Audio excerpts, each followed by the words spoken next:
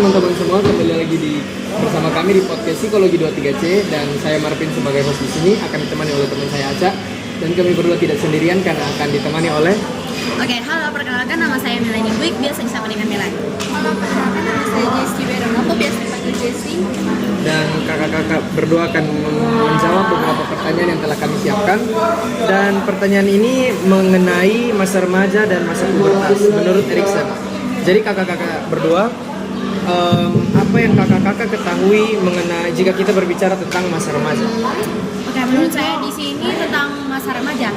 Nah, di sini masa yang di mana banyak hal yang kita penasaran tentang dunia luar, kita sangat ingin mencari tahu apa itu dunia luar. Seperti itu.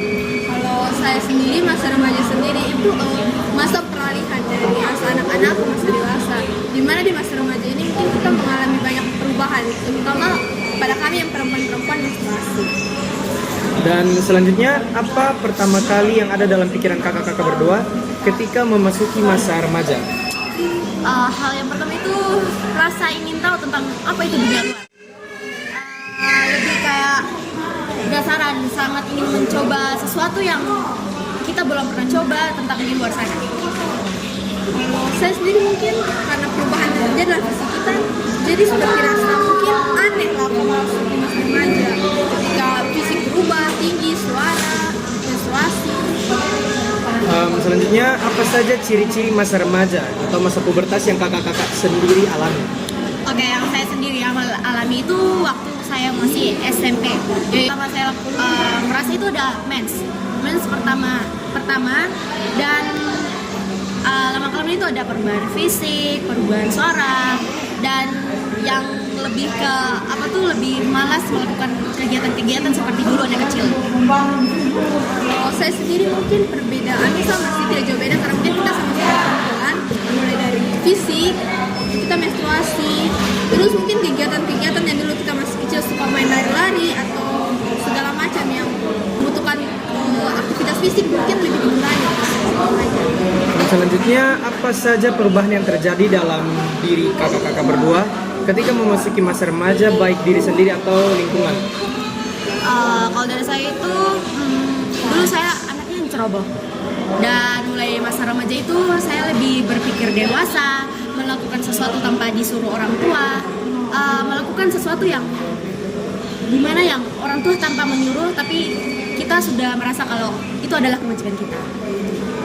Kalau menurut saya sendiri kan perubahan yang paling dirasa itu perasaan menyukai lawan jenis.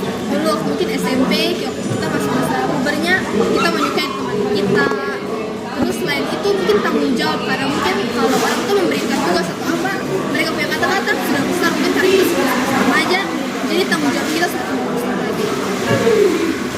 Nah, siapa diri Anda dan bagaimana kakak-kakak ini mendefinisikan diri kakak-kakak sendiri? Oke, di sini saya bisa dua kepribadian itu. Kalau di luar itu saya bisa menjadi mandiri, menunjukkan kalau saya itu bisa mandiri. Tapi karena saya adalah anak bungsu, ya berarti di rumah saya itu adalah anak yang manja.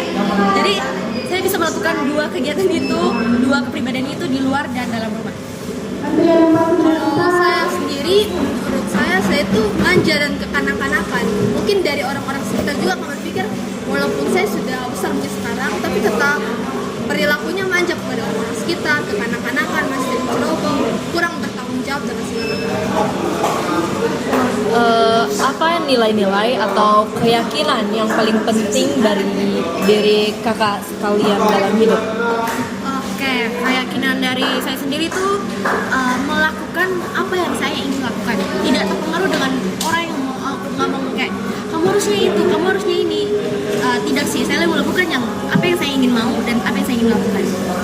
Kalau saya sendiri, menurut saya usaha tidak menyerah rasa. Ketika saya ingin menggapai sesuatu, berarti saya harus berusaha bagaimanapun caranya untuk menggapai sesuatu. Mungkin kadang-kadang tidak tercapai, tapi mungkin dari situ ada hal-hal lainnya yang bukan tercapai. Oke, pertanyaan selanjutnya, apakah pandangan orang lain mempengaruhi penilaian terhadap diri kakak berdua? Oke, itu kembali kayak tadi, saya tidak akan terpengaruh dengan perkataan orang lain atau mempengaruhi apa yang saya inginkan. Mungkin beda dengan Melani, kalau saya sendiri sangat berpengaruh ya. Kalau orang bilang, misalnya ketika saya mungkin pakai baju warna pink dan orang bilang, Jessie, kamu saya bagus pakai baju warna pink, saat itu juga saya akan ganti baju warna saya, tidak akan menggunakan baju warna pink. Oke, pertanyaan terakhir nih ya. Apa saja dampak pergaulan di masa remaja menurut kakak Melani dan Jessie? Oke, dampak yang pertama itu saya rasa sendiri. Dari yang saya rasa itu dari SD, SMP itu saya sekolahnya swasta. Di situ swasta itu lebih tekun belajar, apa-apa disiplin. Nah, saya kaget ketika masuk SMA. Itu ada SMA itu ternyata sangat bebas kemana-mana, ya bisa dibilang apapun itu tanpa izin guru. Sedangkan berbeda dengan SMP di swasta dan SMA itu sangat-sangat berbeda. Termasuk masalah pergaulan. Pergaulan dalam swasta itu sangat minim, lebih ke tempatnya di situ-situ saja. Tapi kalau masalah negeri itu sangat-sangatlah bebas dan kita harus pandai-pandai untuk bermain, memberitahukan yang benar dan yang salah.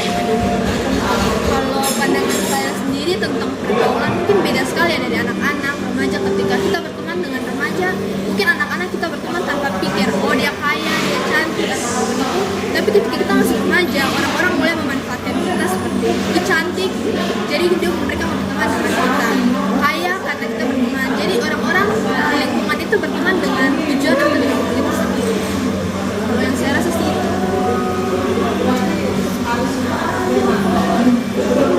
Oke, jadi cukup sekian beberapa jawaban yang telah disampaikan oleh Kak Melani dan Kak Jessie. Dan kami akan mengakhiri podcast kita pada hari ini. Terima kasih dan sampai jumpa.